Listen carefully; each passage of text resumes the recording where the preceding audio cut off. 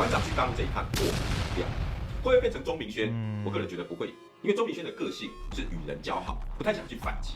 但是馆长的性格，你动我就动。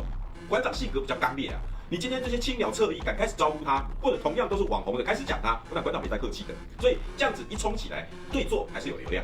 所以我觉得馆长不会像钟明轩一样受伤，但是去大陆之后一定会被某一些团体甚至年轻人被政府操作他亲共，所以他以后的形象从只是蔡英文，从柯文哲，然后就会变成中共同路人，然后正式的跟这些蓝白一样了，所以他也没有回头路了。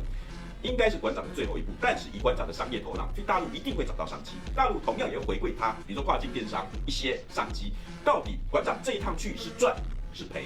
引回来的这些火烧到他能不能承受得了？能不能他跟他得到的商业价值相提并论？祸福难料。所以馆长的选择是他自己的选择，但是这恐怕是他最后一搏。在过去，如果可以头过身就过，